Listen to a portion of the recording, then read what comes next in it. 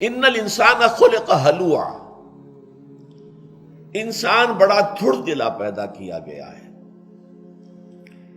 اذا مسہ الشر جزوعا، جب اسے کوئی تکلیف پہنچتی ہے، مصیبت آ جاتی ہے تو جزا فضا کرتا ہے، نالا و فریاد، روتا دھوتا ہے۔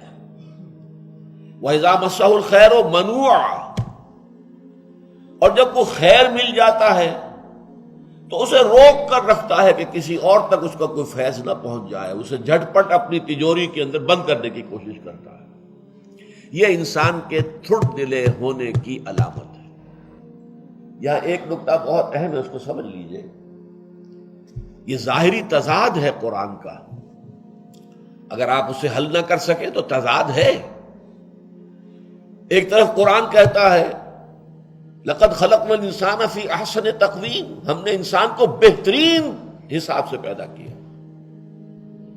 اللہ فرماتا ہے خلقتہ بیدی، میں نے اپنے دونوں ہاتھوں سے پیدا کیا۔ وَلَقَدْ كَرَّمْنَا بَنِي آدَمَ وَحَمَلْنَاهُمْ فِي الْبَرِّ وَالْبَحْرِ، ہم نے بہت عزت دی ہے بنی آدم کو، ہم نے انہیں اٹھایا ہے، سوار کرایا ہے، بر میں بھی بحر میں بھی۔ اور یہ مسجود ملائک تمام فرشتے جھکا دیے گئے، جبرائیل بھی، اسرافیل بھی، اسرائیل بھی، سب کے سب۔ فسجد الملائکۃ کلھم اجمعون، ذرا اندازہ کیجئے، اسے خلیفۃ اللہ کہا گیا۔ ایک طرف یہ ہے، ایک طرف قرآن کہتا ہے خلق الانسان ضعیفا، انسان کمزور پیدا کیا گیا۔ کان الانسان عجولا، انسان تو بہت جلد باز ہے۔ خلق الانسان من عجل، جلد بازی تو انسان کی سرشت میں داخل ہے۔ انہ کان ظلوما جہولا، ظلوم بھی ہے، ظلم کرنے والا، جاہل بھی ہے۔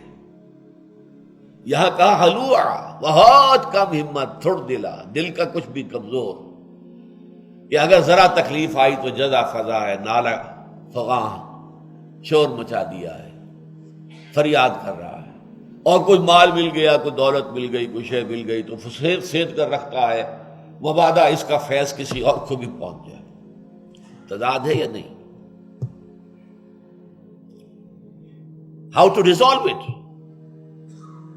یہ جو انسان کا مرکب وجود ہے، اس روحانی وجود کے اعتبار سے خلقنا الانسان من احسن تقویم، روحانی وجود کے اعتبار سے وہ خلیفۃ اللہ فی الارض، اس روحانی وجود کی وجہ سے وہ مسجود ملائک بنا۔ فَإِذَا سَوَّيْتُهُ وَنَفَخْتُ فِيهِ مِن رُوحِي فَقَعُوا لَهُ سَاجِدِينَ، جب میں اس کی تخلیق مکمل کر دوں اور اس میں اپنی روح میں سے پھونک دوں تو گر پڑنا اس کے سامنے سجدے میں۔ یہ ہے وہ پہلو، اونچا ہے، بہت اونچا ہے۔ اور یہ جو انسان کا حیوانی پہلو ہے، جو خاک سے آیا ہے، مٹی سے آیا ہے، اس کی سرشت میں جلد بازی ہے۔ خلق الانسان من عجل، عجولہ ہے، یہ ضعیف ہے، یہ خلق الانسان ضعیفا ظلوما جہولا ہلوعا، یہ ہے انسان کا حیوانی وجود۔ اس کے اعتبار سے وہ نیچلوں میں سب سے نیچے ہے۔ اب ظاہر بات ہے کہ انسان کے اندر یہ وجود جب دونوں جمع ہو گئے تو اب دو ہی باتیں ہوں گی، یا حیوانی وجود غالب آ جائے گا روحانی وجود پر تو انسان حیوان بن جائے گا، بلکہ حیوان سے بھی کم تر۔ لہم قلوب لا یفقہون بہا ولہم اعین لا یبصرون بہا ولہم آذان لا یسمعون بہا اولئک کالانعام بل ہم اضل، یہ چوپایوں کے مانند ہیں، بلکہ ان سے بھی کم تر، ان سے بھی گئے گزرے۔ لیکن چوپائے تو پیدا اسی سطح پر کیے گئے تھے، اس پر وہ برقرار ہیں۔ یہ کہاں پیدا کیا گیا تھا؟ کون سی روح اس کے اندر پھونکی گئی تھی؟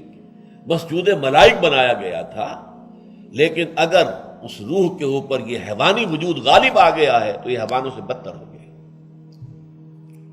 یا یہ ہوگا کہ اگر وہ روح غالب آ گئی، متمکن ہو گئی پورے وجود کے اوپر، اور اس نے قابو پا لیا اس نفس حیوانی پر، تو پھر یا ایھا النفس المطمئنہ ارجعی الی ربک راضیۃ مرضیہ فادخلی فی عبادی وادخلی جنتی۔ اے نفس مطمئنہ، اپنے رب کی طرف لوٹ جا، اس حال میں کہ وہ تجھ سے راضی، تو اس سے راضی، داخل ہو جا میرے بندوں میں، داخل ہو جا میری جنت میں۔ یہ معاملہ ہوگا اس کا جس کی روح پورے طور پر متمکن ہے اس کے حیوانی وجود کی۔